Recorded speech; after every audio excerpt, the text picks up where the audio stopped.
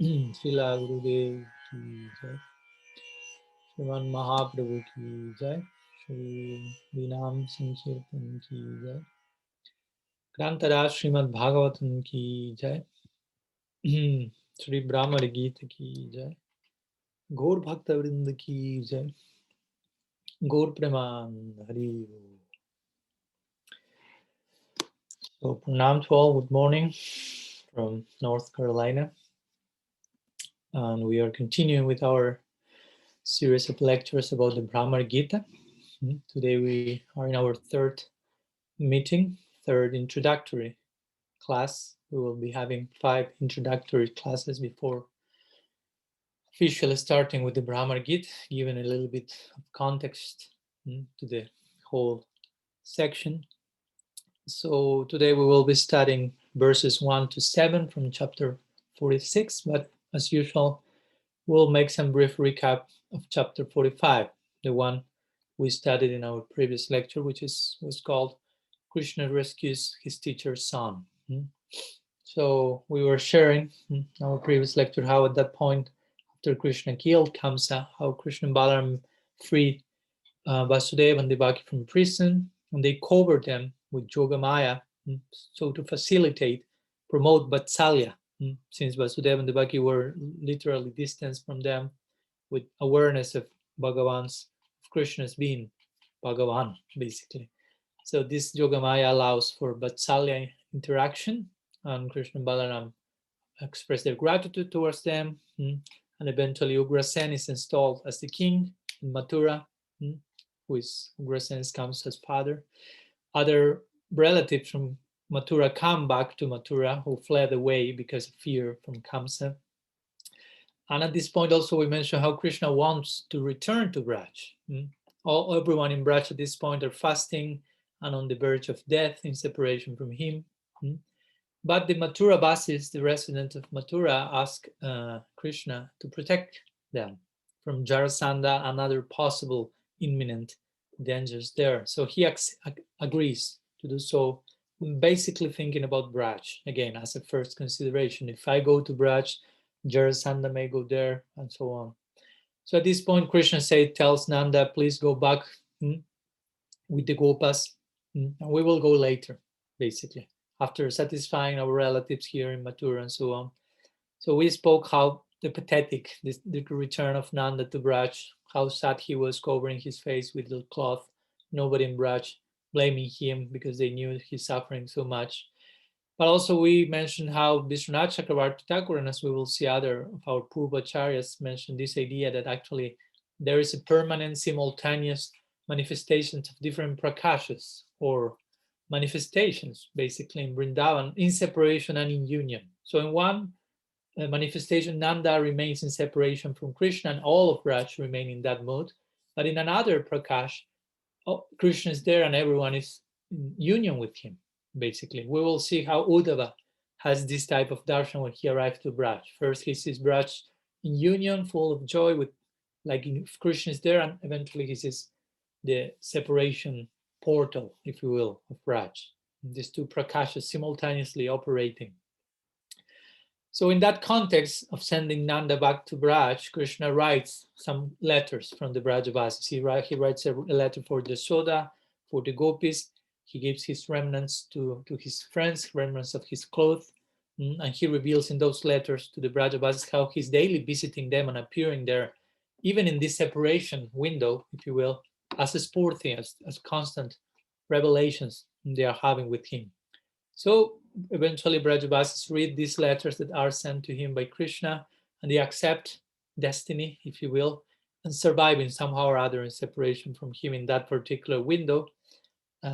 We describe in detail the madness of Sri Radha in that separation as a brief trailer of what we will see in the Bhramara Gita. And eventually Vasudeva from Mathura asks Rohini to go to Mathura. So she goes there from Braj with the permission and blessings of Jashoda, because Rohini's concern was, how can I leave Jashoda here in Braj? But Jashoda sent her. We are one soul in two bodies. You go there and I will be going there through you, something like this. So eventually it is described how Vasudeva and Devaki want Krishna and Balaram to become Kshatriyas, members of their dynasty in every single sense of the term, and retain them somehow there, attached as they were to him in love, the particular love. So they make Krishna and Balaram go through the Upanayana Samskar, which has to do with receiving basically Gayatri, if you will.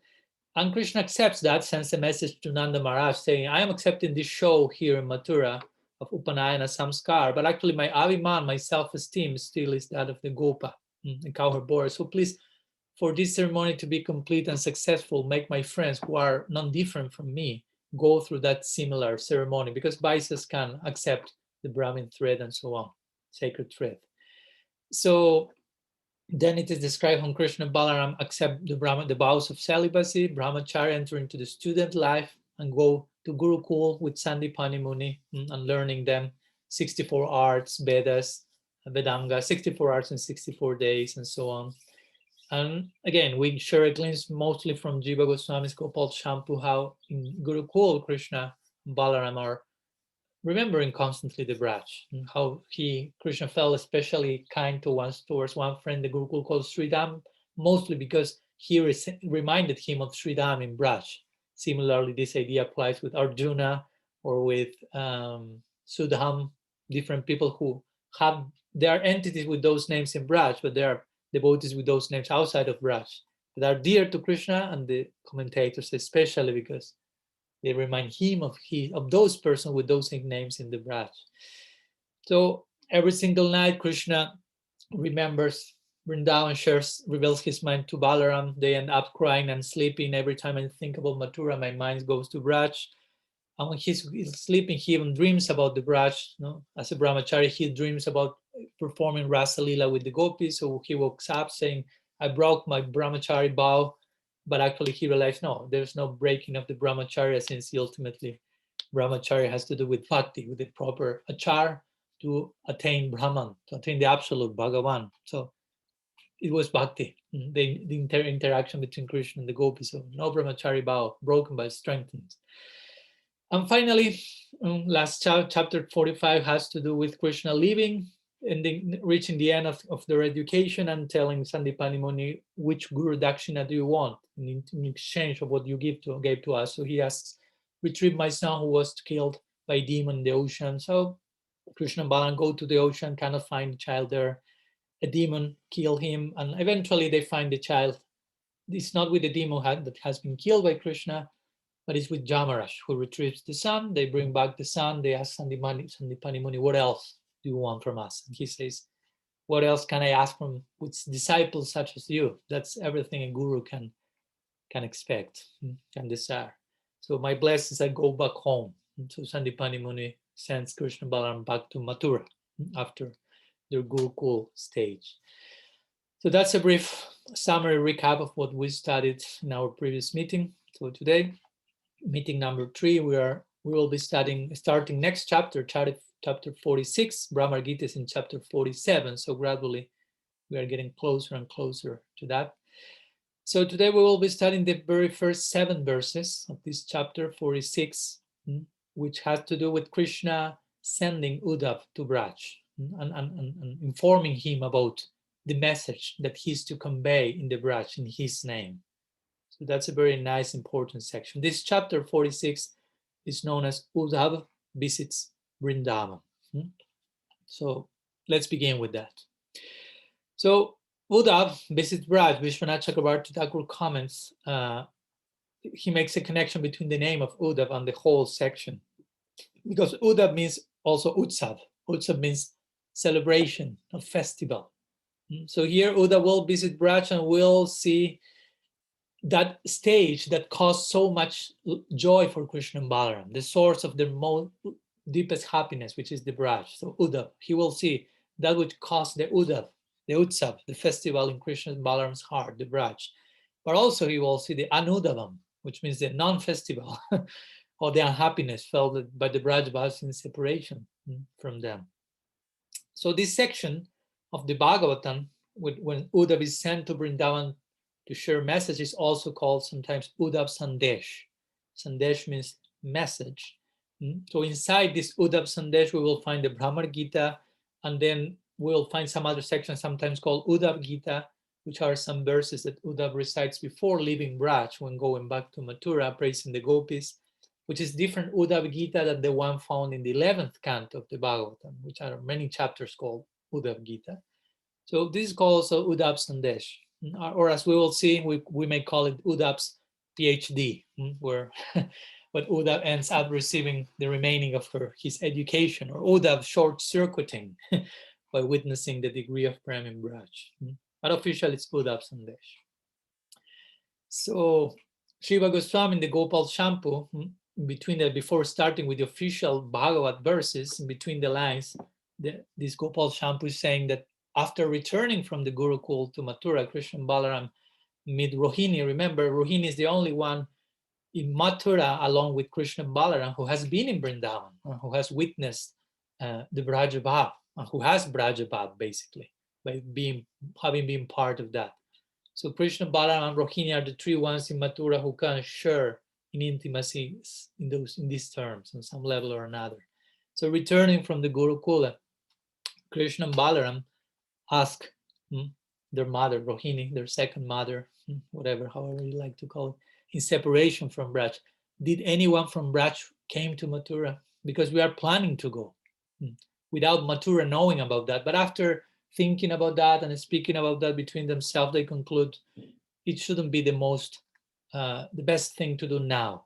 So best thing in this particular moment, due to the reasons we already shared before, is to send a messenger from Mathura to Braj, and which is that messenger? Uddhava.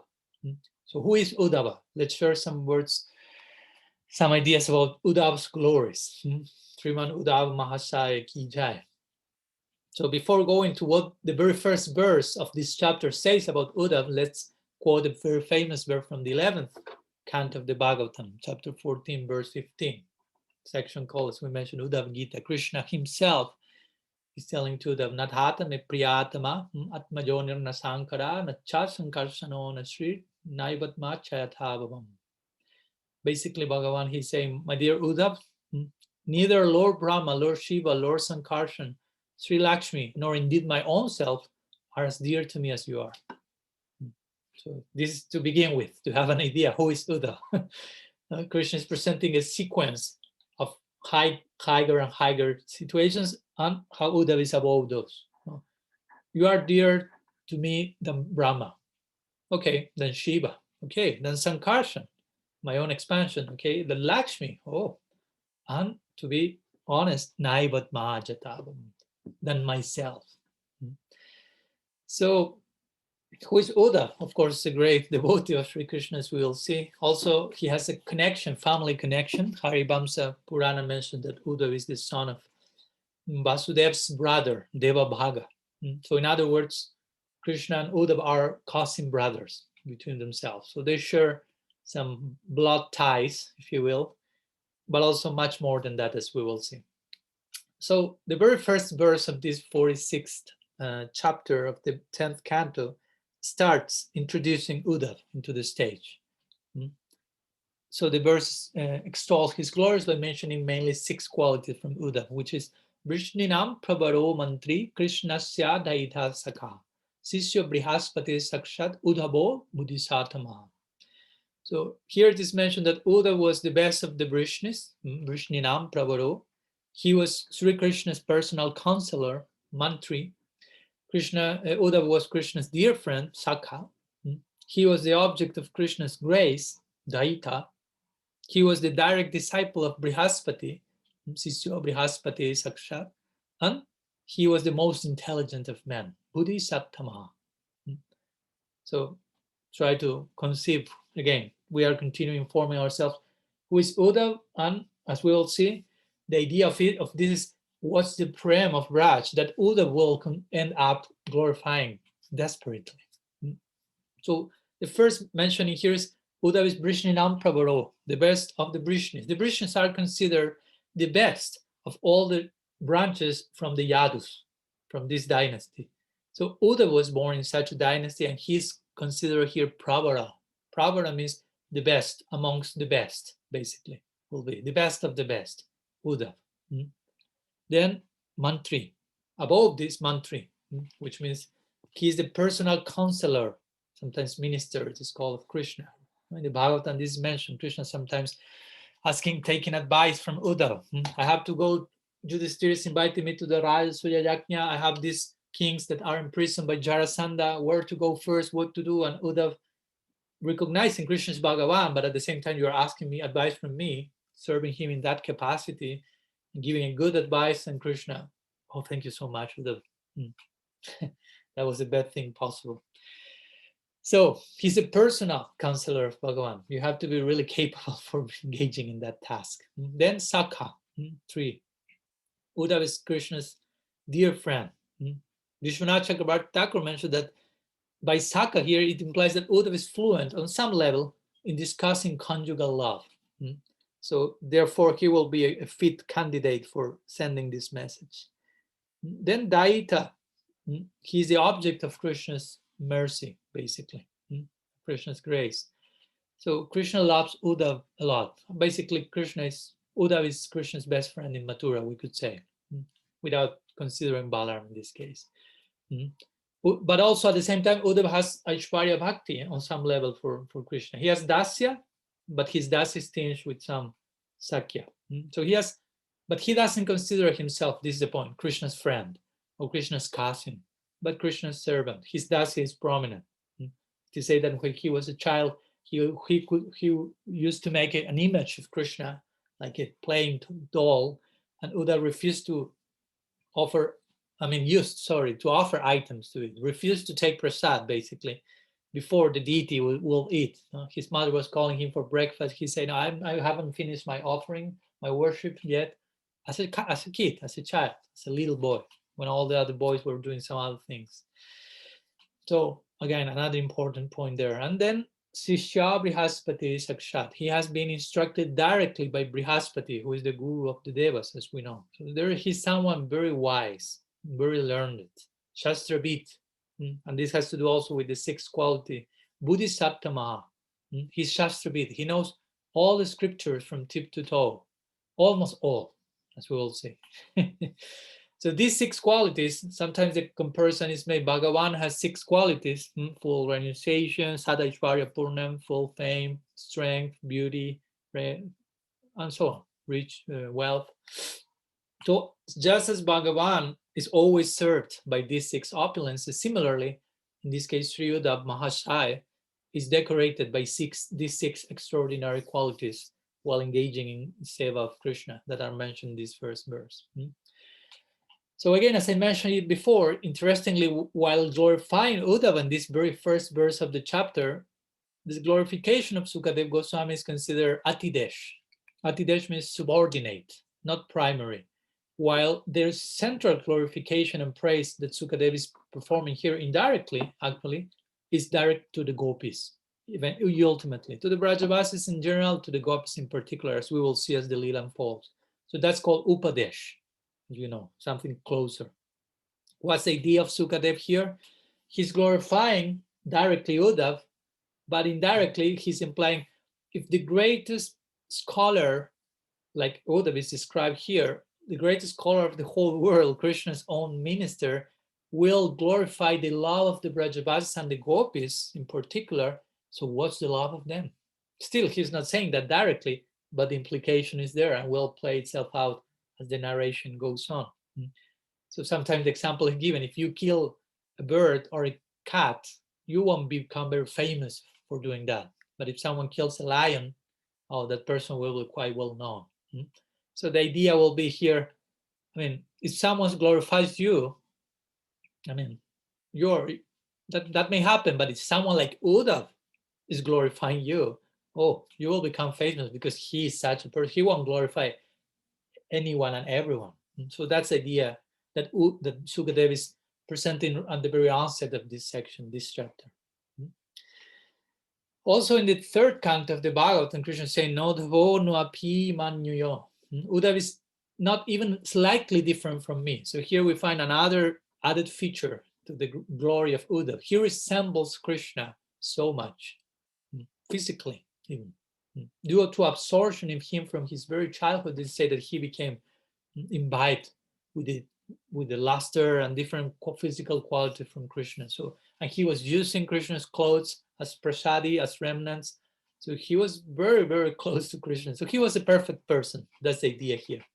But at the same time, as we mentioned also, the suggestion here is that Uddhav is Shastravid, he's very capable, but at the same time, there is something to accomplish for him in Braj. He lacks some knowledge. He knows all Shastra, but there is one particular Shastra that is inaccessible to even Brihaspati, who was the one who instructed Uddhav, which is the knowledge on the science of divine love, of Prem, which controls Krishna himself. Remember, Uddhav's mood is Dasya mixed with Sakya, but it's not the Dasya mixed with Sakya in Vrindavan, actually. It's another type of mood.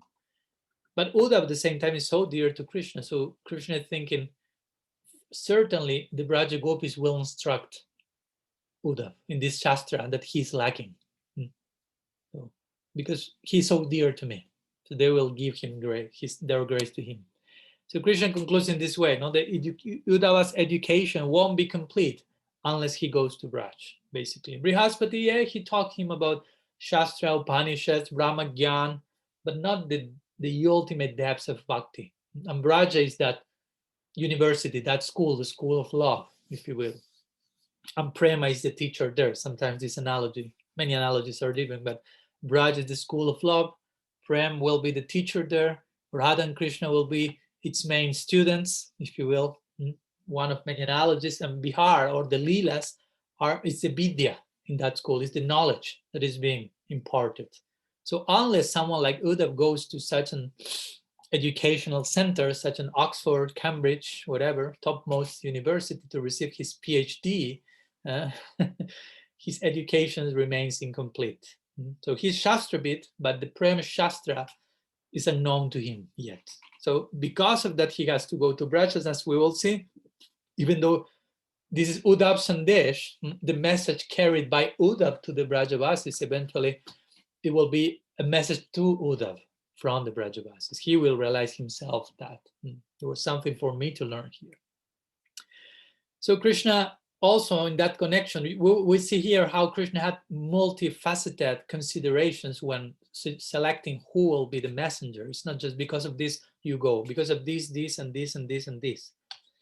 So here Krishna thinking, okay, also the ideal messenger for this mission should have some Aishwarya, but also should have some knowledge of the Madhurya, the intimacy of Krishna's life, on some level at least. So when that person goes to Braj, doesn't become overwhelmed, confused about what's going on there. Some Aishwarya to really not misunderstand the Madhurya of Braj, but also some Madhurya to not misunderstand the Madhurya of Braj, if you will, which is overt, is full of Madhurya, but it has also Aishwarya at its foundation. So Uddhav, because of all this, is the perfect person for this. So, and also we could say that Krishna sent Uddhav and not Balaram, for example. Someone may say that, but because we could say at this point, Krishna cannot say everything openly to the gopis through Balaram. Balaram is Dauji, the elder brother of Hari. So the gopis also, as we will see, they will tear apart their chest and open their heart and speak in a very non-shy way in front of Uddhav, which won't happen in front of Krishna's elder brother. Although we know Balaram went after that to Vrindavan and pacified the Brajavasis on some level, of course. But it's a different mood, as we know, the way the gopis in particular will express in front of Krishna's elder brother. So here, the message of Uddhav, as we will see today, is pointed to the Brajavasis in general, more specifically to Krishna's parents, and even more specifically to the gopis and Śrīmatī Rādhārāṇī in the end. So after some introduction to Uddhav on the position of the messenger and why Krishna consider he is the one for such a mission, let's go a little bit into the narrative, how Krishna presents the message to Uddhav. So it is said that one day Uddhav was there in Mathura looking for Krishna, and he found Krishna in the roof of the palace where he was staying, standing there alone, watching in the direction of the Braj. So Uddhav got close to him from the back. Krishna was looking in one direction, and Uddhav was walking to him and took Krishna's hands as a friend. And he felt, and when Krishna felt Uddhav's hands, Krishna started to tremble. And when seeing his face, Uddhava realized, oh, Krishna is crying profusely. His old clothes are really wet because of tears and tears. And Krishna was looking to the direction of Raj. You can imagine which was his inner condition. So we have to remember at this point, he was fully empathic with what's going on in Braj at that same time, in the separation window, as we mentioned. In Braj, all the Brajavasis were locking themselves to cry in their rooms and to visualize in trance what Krishna was doing at distance, and similar, Krishna was doing the same in relation to them. It's reciprocal, as we always mention. And as we will see, the main reason for the Brajavasis to be sad was basically that nobody in Mathura is serving Krishna as he's being served in Braj. And Krishna is not receiving the same degree of loving seva that he finds in Braj. So that's a torture for the Brajavasis. It's not so much because of their own interest. They have nothing at all in that direction. Anyapilasita. It's only thinking about Krishna being properly served, pleased, loved. So we know the difference. For example, in Mathura, Krishna's mothers may offer food to Krishna, and he may deny, okay, it's enough. But if he's in Braj, Jashoda knows how to convince Krishna to eat more and more and more. She will say, you are too thin. Baladev is stronger than you. You don't want to defeat him in wrestling. You have to eat more for this. And Krishna will agree and will ask for makan, roti, chapati, butter. So this won't happen in Mathura, that's the point. And Krishna is indirect in his dealings. And the gopis know his mind, know his heart, and they cannot basically sleep, they cannot take rest, knowing how he's not receiving all those bhavas. So they cannot tolerate this, but Krishna cannot tolerate either how they're suffering or crying for him. So each one is lamenting for the other. But this is a worthy lamentation. This is not something that is not worthy lamenting of. But again, the Mathura Vasis cannot really conceive the dimension of what's going on here. So in this way, Uddhava gets closer to Krishna, and he sees Krishna, who is Ananda Swarup himself, the very personification of bliss, crying bitterly, feeling himself lonely. So Uddhava was confused. The short circuit starts gradually here. And Krishna knows, I cannot fully share my heart and tell Uddhava how I'm feeling, because he doesn't know about that. He doesn't know about Brajabha, Vrindavan, so he won't be able to empathize with me. So I don't have with whom speak about these things in full detail.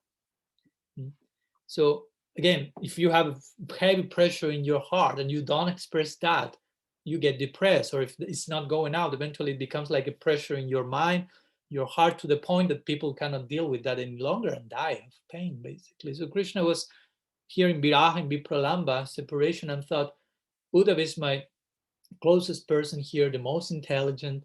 So if I'm sending Uddhava to Braj, that's one of the main reasons. Of course, he's sending Uddhava to Braj to give some relief and support the Brajavasis, but also he's thinking, if Uddhava goes to Braj, if he's initiated into that reality of Prem, when he's back from Braj, I will be able to fully reveal my mind to him. He will be able to fully grasp to what's going on. I will be able to empty the content of my heart to him, because he had some scars that will allow him to understand what's going on in my heart.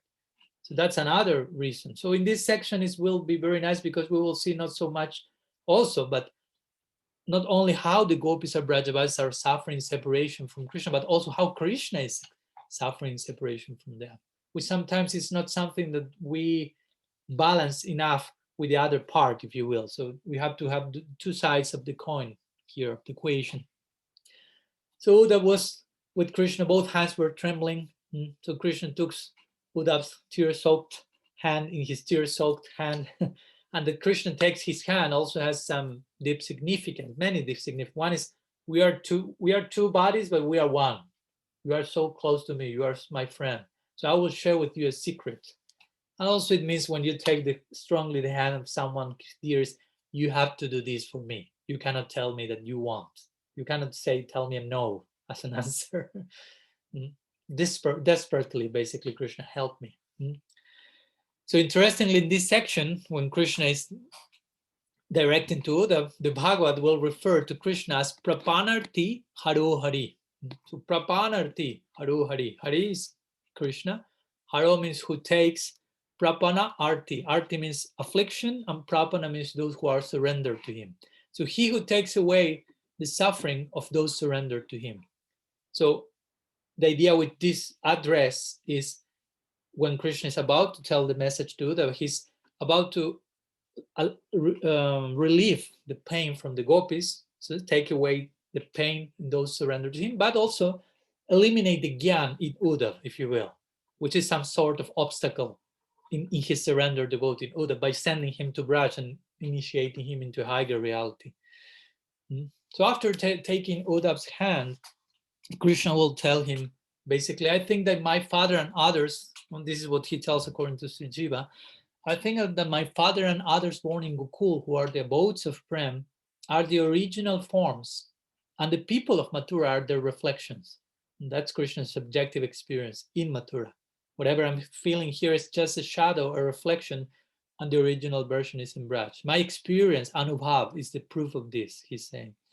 When I experience the people of Raj, I do not think of the Mathura residents. But when I experience the people of Mathura, I remember the residents of Raj. This is what Krishna was telling Balaram in the Gurukul, as we mentioned.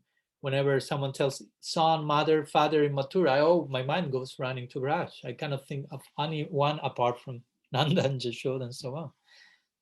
So although this is so for practical considerations, Krishna is saying to Uddhava, I cannot go now to Braj.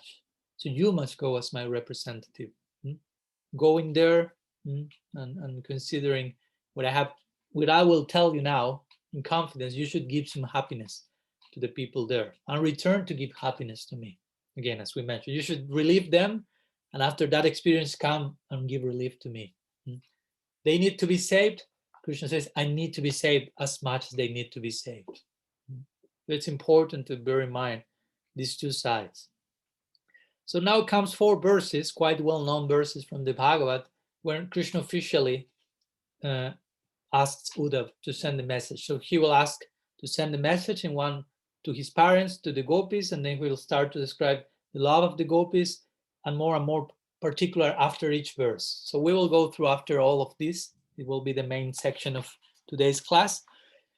So the first of these 4 verses, there Krishna is saying to Uddhava, Gacho dhava brajam sumya pitrona pritimavaha gopinam mad viyogadim mat sandeshad vimochaya. He's saying, oh dear gentle Uddhava, go to Braj and give pleasure to our parents, and also relieve the gopis suffering in separation from me by giving them my message. So first line, his general idea, go to Braj and give pleasure to our parents. Pitrorna pritim avaha, to our parents. They are not Uddhav's parents, but it's a way of saying we are one. It's our parents. And then the second line goes exclusively to the gopis, and the remaining verses, as we will see, implying they are suffering the most. So Sanatana Goswami, in his commentary to this verse, he said that Krishna is calling here Uddhava as Uddhava, Gachodhava, Brajon Sumya. So Uddhava means, as we mentioned, festival. So by using this name, Krishna implies just by meeting you, Uddhava, the Brajavasis should feel a festival, should feel so much encouraged. You should be such a nice messenger. The idea of my message is to sprinkle on the Brajavasis the nectar of my company. So please do that service to me.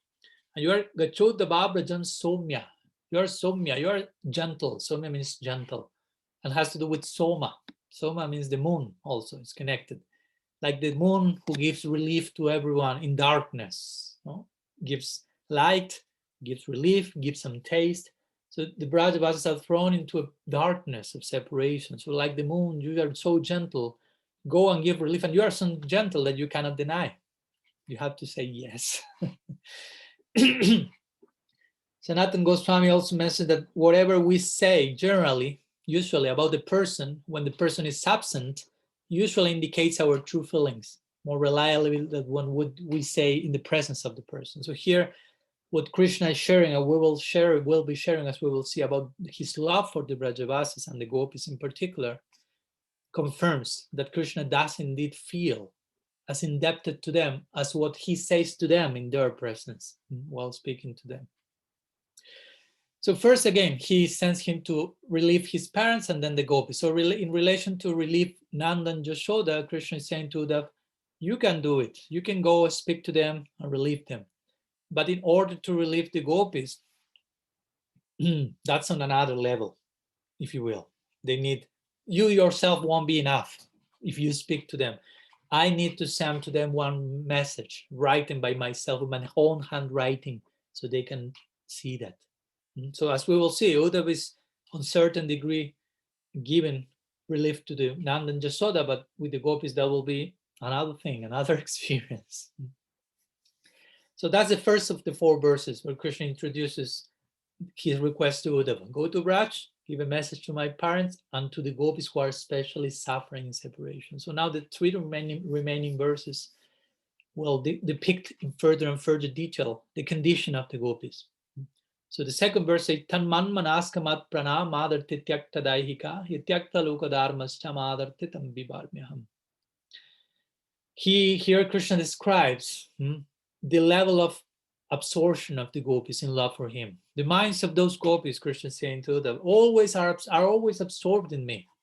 Their very lives, tanman manaska mat prana, the very pran, always devoted to me. Every single cell in their existence.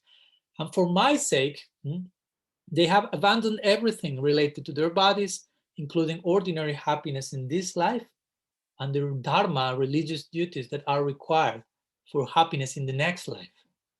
Therefore, I take it upon myself to sustain those gopis in all circumstances. So this is like a version of the Bhagavad Gita verse when Krishna says, Yogakshamam mahamyaham. I give to my devotees what they lack. I preserve what they have. So here is saying the same, but more specifically in connection to the gopis. So in this verse, after saying why the gopis are suffering, in this verse, Krishna is telling Uddhava why the gopis need to be so carefully consoled, because they are engaged in their duties in an automatic way. Their pran has been surrendered to me. They are somewhere else. They're in a very sensitive situation. The gopis have sacrificed everything for Krishna, as we know. Not only the present reputation in this life, because according to social norms, if a lady is married with someone else and is having parakiya with Krishna or whoever, that won't be auspicious in this life, and that will ruin their future birth. So the gopis are throwing all this out of the window, taking full risk, just running after the sound of the flute, basically. Of course, someone may ask, if the gopis have surrendered everything for Krishna, why they are not going to Mathura to be with him? And of course, they don't do that because Krishna himself promised, I will return to Braj. So they are just staying their life on that promise, as well as the concern for that keeps them from abandoning all their daily responsibilities, physically speaking, at home with their husbands, children, so-called family. And they keep daily dressing nicely, ornamenting themselves, thinking Krishna will come today. Krishna will come today. Next day, Krishna will come today. So here they describe, again, how the gopis have put aside all hopes for success in this life and the next, taking all risk and without any warranty that they will obtain Krishna permanently. You can try to put all the things in the scale, and then you have the result of the glories of their love. And they take full risk in this lifetime and the next, even without full confirmation that they will be able to have Krishna. They are not calculating anything. They're just running after that. That's raga bhakti. And specifically in the context of a lady, and in the context of a lady in Vedic times, in Varna ashram sensibilities, they made that thing that for a woman will be the supreme sacrifice, abandoning, for Krishna's sake, abandoning all social connections and their feminine virtues like shyness, chastity, quote unquote, that's supreme chastity, supreme dharma, supreme paradharma, but overtly, they have done the greatest sacrifice. And on top of that, self-forgetfulness in divine love.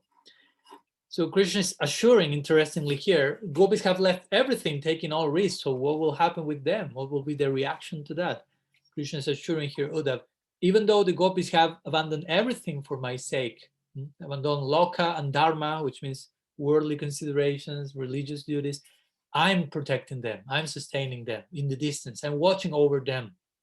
I continue to provide to them, Sanatana Goswami explains, the same worldly and super worldly benefits that they have rejected.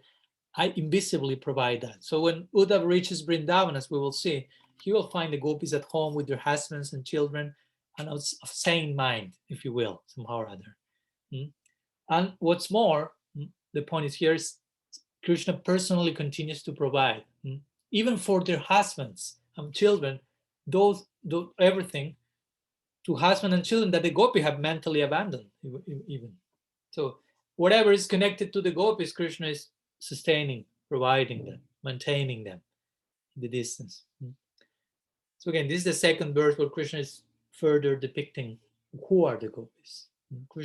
Uddhava is being gradually introduced to this new realm. Then the next verse say, Maita prasamprasti duraste gukulastriya smarantyanga vimohyanti virahot kantya bhivala. So Krishna says, oh, my dear Uddhava, for those women of Gokul, I am the most cherished object of love. Maita prasamprasti. But when they remember me, who I'm so far away, duraste, Gokulastriya, these ladies of Gokul, Smarantyanga, remember me, without Kanti Vivala. They are overwhelmed by the anxiety of separation. And so Krishna here continues to depict the condition of the Braja Devis, Braja Gopikas. He's speaking with deep concern for the gopis. So to help Uddhava realize what's their love. He says to Uddhava here, never I have seen, Krishna say, never I have seen anyone in such a distress as the gopis are now experiencing. Nobody has ever heard, basically, of such misery in any historical, literary account. That's, so we prepare for that, basically, he's saying to them. The gopis became so confused, so distant from reality, although they are in the topmost reality, that it becomes even difficult to verify if they are still alive. You will find all the things. Krishna is giving in theory the information of what Uddhava will really experience face to face. So here Krishna is calling Uddhava Anga, Smarantyanga. Anga means like limb of the body.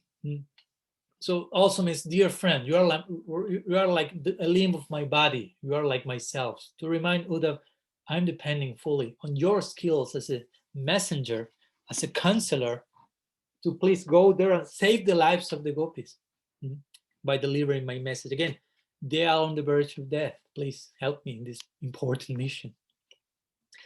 And the last of these four verses further qualify this idea. Dharayantyati krichena prayapranankatanchana pratyagamana sandishair bhalabhyome madadmika. So simply, Krishna says to them, simply because I have promised to return to them, my fully devoted cowherd girlfriends struggle to somehow or other maintain their lives.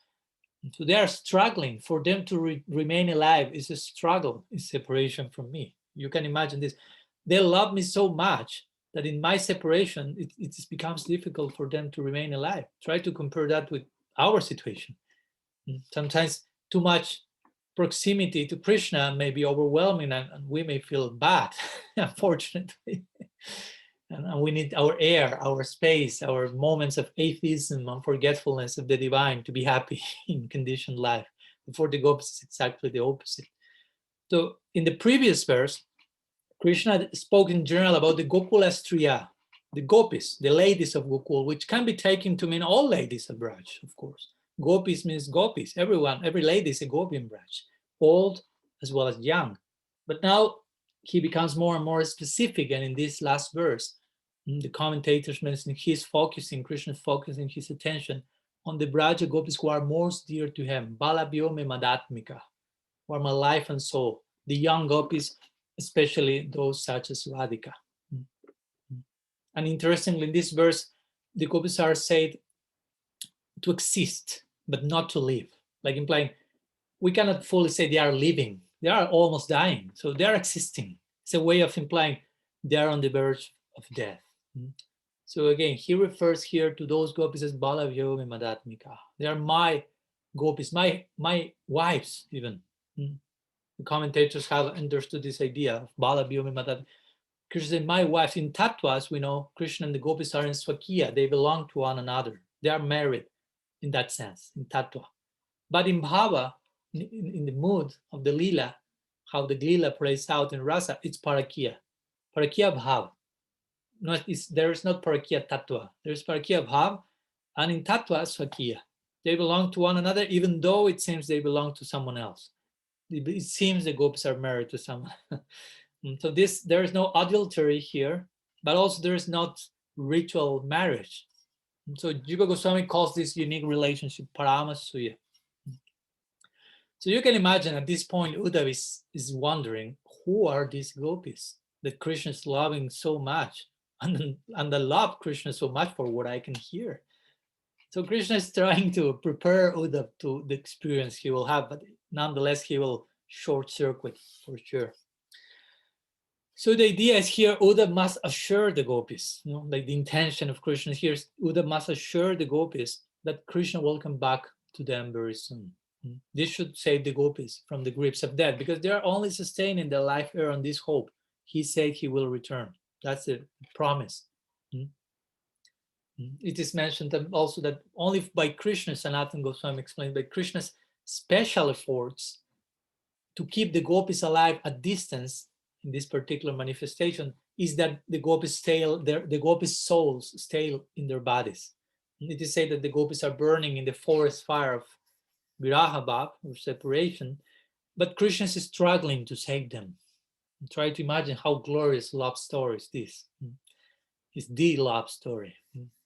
So the fire of separation is growing in intensity. As much as that happens, for the gopis, it becomes more and more difficult to stay alive. It's like if you are in a forest fire, the fire is increasing, it's more and more difficult to remain alive. So they are in one type of forest fire, samsara, full essence. So it is said that actually by Krishna's power, which he's provided secretly, Sanatana Goswami mentions, the gopis are surviving at all. Krishna is not wanting to admit this overtly to Uddhava at this point. It may be too much for him, who does not even have witnessed that love himself. And he might even rebuke Krishna for preserving the gopis' life. Because one may say, well, if Krishna allowed the gopis to leave their bodies, at least their suffering will end. But by keeping them alive, we are prolonging, intensifying their torment. But of course, this is not the only level of thinking about this. And as we know, Sanatana Goswami say, there is something else for Uddhav to consider. What we mentioned before, Krishna will share the gopis' fate. In other words, Krishna needs to be saved as much as they do. If the gopis die, Krishna dies. Krishna dies, the gopis die. Both need to be saved. Therefore, the conclusion is Uddhav should take most seriously his mission of bringing the gopis a message of renewed hope.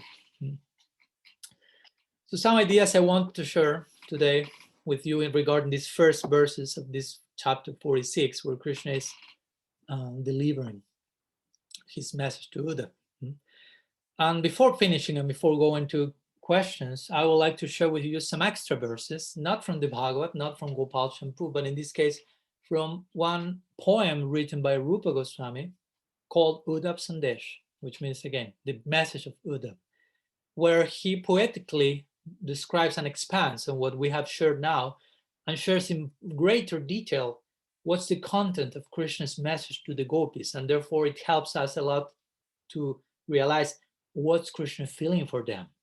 And of course, we in the Bhagavatam, mostly we will see what they feel for him, also what he feels for them. But here it will be really clear in both directions. So Uddhav Sandesh is one of different poems, along with Hamsadutta, written by Rupa Goswami, as we will mention eventually.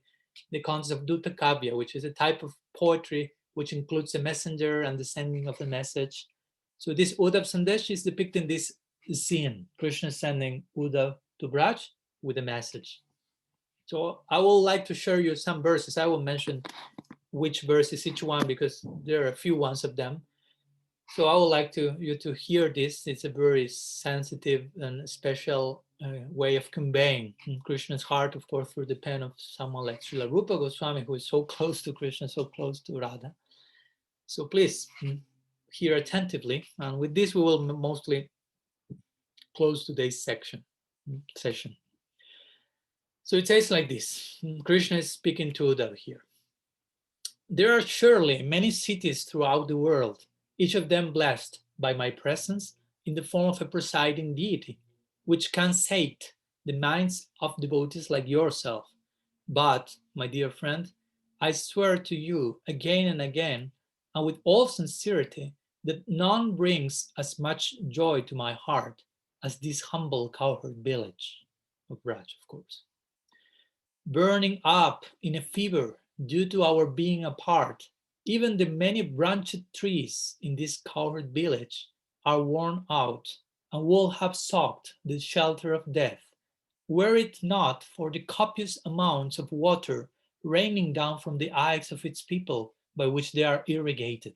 So in separation from Krishna, the trees are about to die without water, by the Brajavasis are about to die, and they cry so much that they are watering the trees, and they're somehow or other they help each other to survive in this way.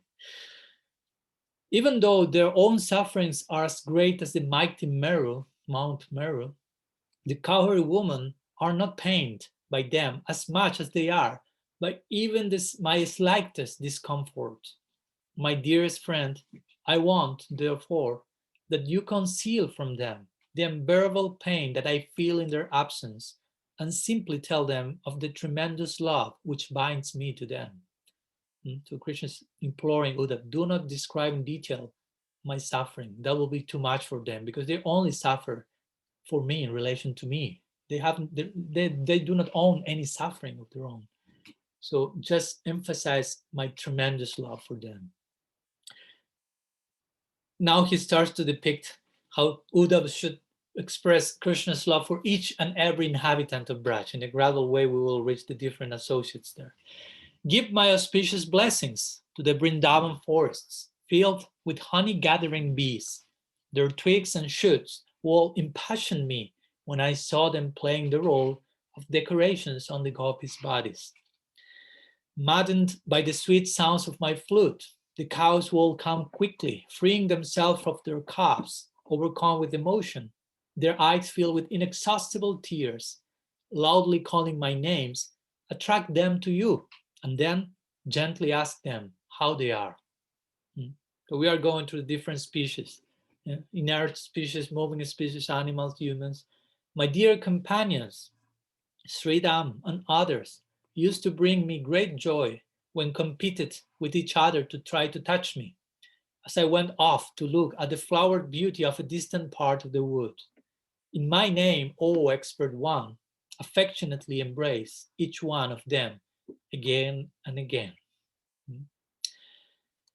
Once I had killed the cruel Kamsa in the wrestling arena. O wise Uddhava, I sent Nanda Maharaj back to Gokul with much pleading and with hundreds of promises to return. Now, O ocean of virtue, you should worship his feet in great humility while mentioning my name. So gradually we are going, Sakya, Vatsalya, and so on.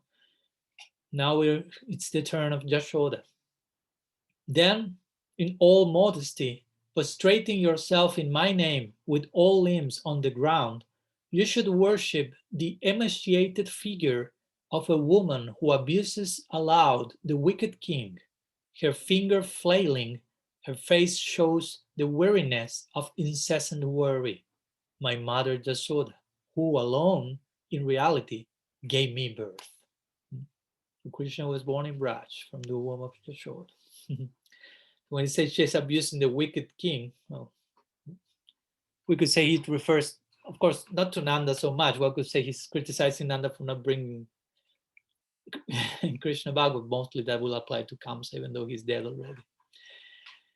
Now, it's the turn of the gopis, and eventually we'll see specifically the term of Sri Radha. So in relation to the gopis, Krishna says to them, approach them with hands folded in respect, controlling yourself completely, for they are my dearly beloved, and they have been transformed by the physical deterioration born of their anxieties. You should behave in this way because you are my messenger, and I have caused them pain. The faults of the master are transmitted to the servant, even if he himself is flawless. And then after this, I'm not reading every single verse of the Udap Sandesh, you may imagine. So in between of this, Krishna is sending personal messages to each and every gopi, gradually reaching Sri Radha, like Lalita, Vishaka, Chandravali, Padma, Sabhyats, and so on, and confirming the spurtis the gopis are having with Krishna. When you saw me this day, when you felt this, I was there, and so on, confirming I'm there. So after going through all these inhabitants of Raj, all different relationship, friends, parents, gopis, finally he reached Sri Radha. So most of the remaining verses will be directed to her. So now Krishna will describe to Uddhav Śrīmatī Rādhārāṇī's condition. It says like this. She is lying, a sleeping beauty, on bedding made of soft, fresh twigs. You will see her there, wan and thin, protected by her circle of friends, their eyes filled with moisture. One can only guess that the breath of life in her still remains. O you who are wise in the ways of friendship, take this garland of 5 different colors with a locket of basanti flowers, which has been made honorable by virtue of the fragrance of my chest, to which it has clung. Without this fragrance, no one will be able to awaken that dew-eyed girl who has become deeply absorbed in the penultimate state of love, so near to death. The ultimate state is death, so implying she's reaching that. When she returns to consciousness by the smell of the garland, her eyes, filled with mist, will dart in every direction without seeing. As her skin bristles with excitement in expectation of me, approach her quietly, slowly, smoothly, and gently until you stand before her. So you see how Krishna is so gradually and delicately describing Uddhava how to approach Sri Radha, how delicate, how sensitive is her condition. Holding the garland, bend forward near to the bed of shoots, and when Radha's friend signals with her eyebrows that you may speak, humbly submit to her with love in your heart that you come as a messenger from me. Then, when the time is right, O intelligent one, immediately begin to recount word for word the following message. So now comes officially the message that Krishna is sending to Radha according to Srila Rupa Goswami. Sri Krishna is saying to Radha, O patient one, O Radha, he who is your guru above all others, and for whom you too are guru, he who is dearer to you than life itself, and for whom you are in the same way dear, that Krishna inflames, revives, and rekindles you, O goddess, by offering this message of love and desire. That's an introductory section. Now comes the message proper. O Radha, you with the face of the goddess of fortune, accepting the decision of her lover to remain far away, a pious woman remains in the land of the living, even when her heart is cleft by troubles at every step. Just look at the Madhavi creeper that lies flowerless, but alive on the ground, patiently waiting the return of spring. Of course, another name for spring is Madhava, and it's the name of Krishna. Madhavi can be applied to Sri Radha here. When the sun of separation dries the lake of the heart, all that is left is sand. I know that your life, O emaciated one, like that of a fish, is caught in your trough and ready to escape. And I, meanwhile, far away from you, drowned in the ocean of desire. Unable to cross the waters of luxury and pleasure, and held back by the forceful winds of my numerous kinsfolk, what can I do?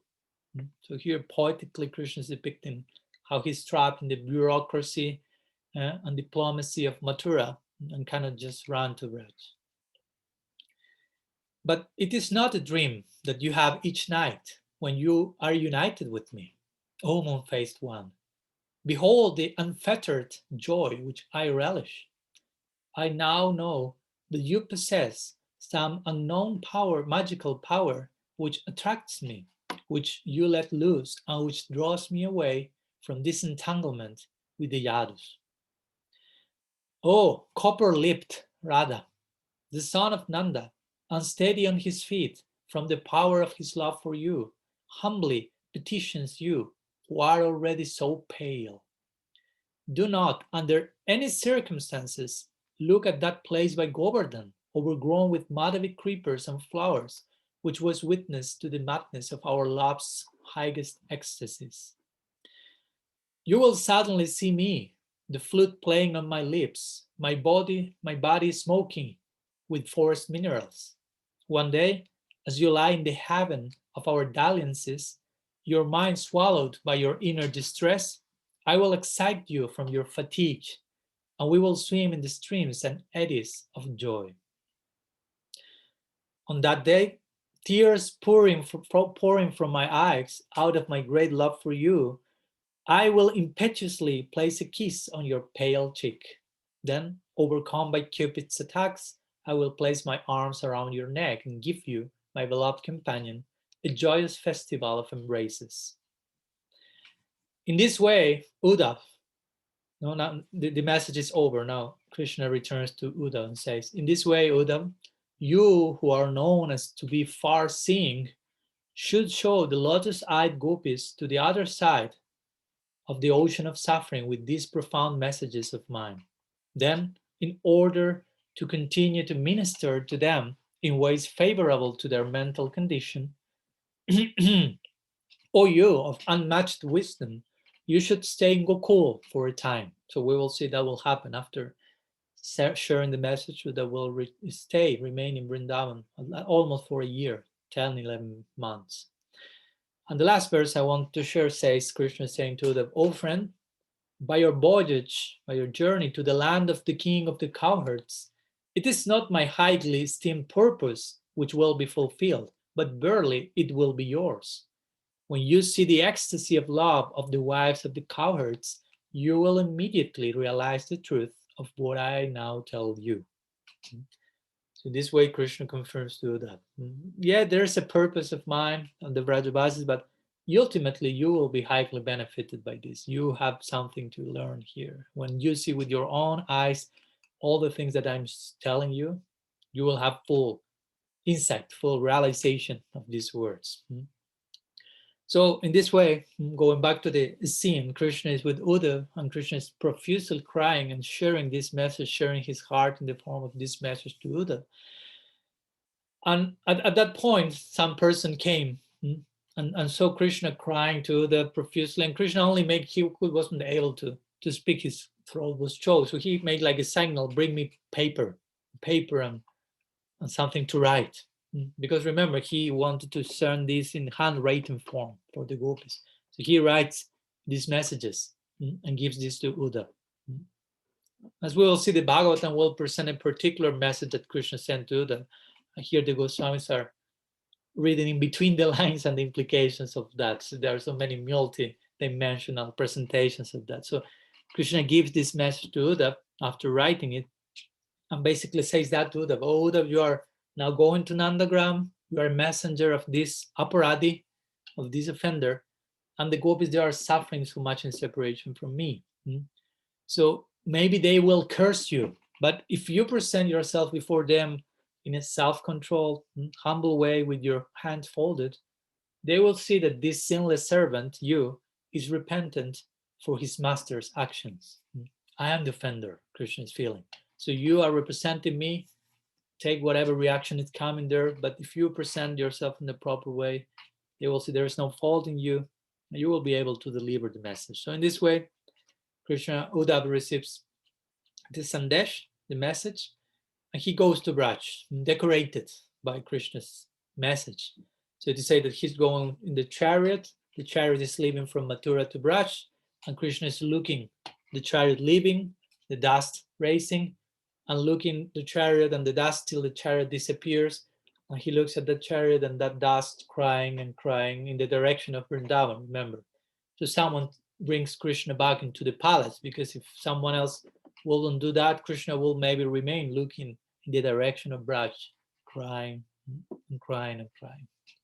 So something, some added feature I want to share from the lotus lips of Srila Rupa Goswami in the connection of which is the message and which is the intention behind Krishna sending this message to Uddhava. That all of these things I think are really important for us to be aware of if we want to understand more properly what's the Bhramara Gītā eventually about. So some ideas I want to share with you today. And I don't know, we have some minutes. If anyone has a question, I will activate the option for you to present it. There it is. If anyone has any question, now it's the moment.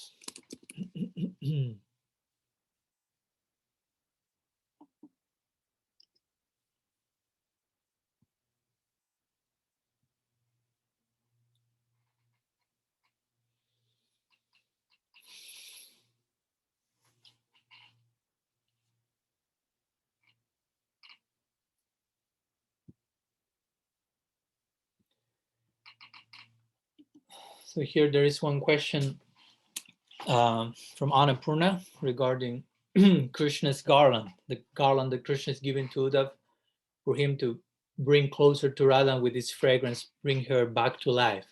So she's asking about, okay, here we are speaking that this garland has 5 colors. So could you please speak about a little bit more about this? Because this represents some sort of properly ambientation for trying to create the best possible transmission or reception of the message. And again, yeah, on one side, Krishna is sending his garland, because again, that has touched Krishna's chest. So the garland, of course, the garland in itself is called Jayanti garland. There is a detailed description of this. We spoke more in detail about this when I was saying in the class of Gopi Gita, where we describe when Krishna is coming back, appearing in front of the gopis after the Gopi Gita, what it says, Pitambara Dharakshagvi Sakshan Manmata Matmata Shagvi. He was wearing a garland. So that garland is called Jayanti, which means supremely victorious. It's a long garland and includes 5 different types of flowers, we'll say. And that's why it is say 5 different types of colors. Of course, it's different flowers, which have their own aroma, but in touch with Krishna, Krishna's own body has its particular aroma. So by bringing that garland, by Uddhava bringing that garland with him, as prasadi, as remnants of Krishna, bringing that closer to Radha, that aroma will bring her back to life. So that's a way Krishna knows how to bring her back. And vice versa, Krishna also sometimes loses awareness and consciousness by being impacted by the degree of love from Sri Radha.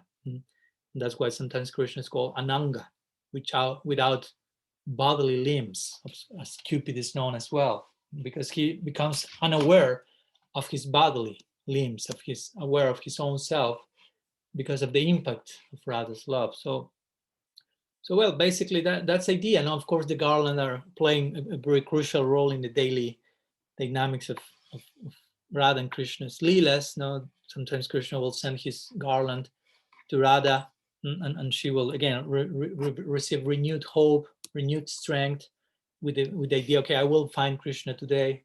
As part of messages, the garlands are being shared as confirming.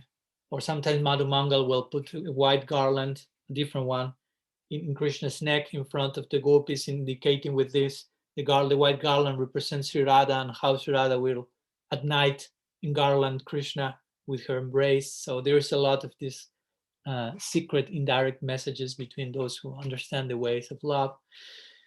So some ideas regarding the role of the garland in this case, but mostly this is the point. Radha is in such a state, and we will see that in next, I will say next classes, when Uddhava finally arrives to Braj and finally takes first darshan of Sri Radha, and we will see in which condition she is. Totally maddened, and she requires some special contact for her to feel Krishna is here, because again, Uddhava is very similar to Krishna, but when the gopis will see Uddhava, they will feel, oh, is he Krishna? But immediately they will say, no, because we don't feel what we feel when Krishna is there. So it's about feeling, even though he's identical externally. There is about intuition, as we were speaking yesterday, in that sense, no? According to Anadi Bhakti Samskars, another type of intuition. So again, some ideas connected to the garland, in this case, trying to revive Sri Radha first, and then after that, when the gopis starts, we will see, Uddhava will find the gopis in such a condition that he will feel, I cannot give this message immediately. I have to wait that they become somehow more pacified, because I don't know which will be the consequence. So eventually the gopis, and especially Sri Radha, become more pacified, and he will be able to share that. But first, again, the garland will be there to bring them back to life. So there are so many stages that need to be considered. It's not just send a message, send him a WhatsApp message. No. First, you have to bring the person back to life, what to speak. So with all this, again, try to understand, Krishna is trying to gradually introduce Uddhava what you will find there. It's not only send this message. In some cases, first you have to bring back to life the receiver of the message. So that, of course, for someone who is really intelligent, that Uddhava, and sensitive, he will realize, what's going on? I mean, you have to bring that person to life. That person is suffering to such a degree in separation of. So Krishna very expertly is gradually open the dimension of to Uddhava. What's there in the brush? What's the degree of love that is unknown to you? And eventually, yes, he will do that. He will get closer. He will put the Vaijayanti garland closer. Radha will smell that and will come back to life. And eventually we'll hear the message, and so on.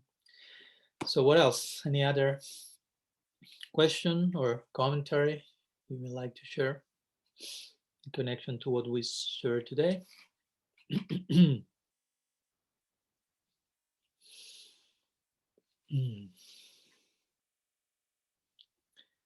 Okay, it seems we have no further questions today. So thank you very much to all of you. And also we will close this session and all of the remaining ones by offering pranam to, especially to the Braja Gopis, who are the main object of this Katha, and Sri Radha in particular, and their love.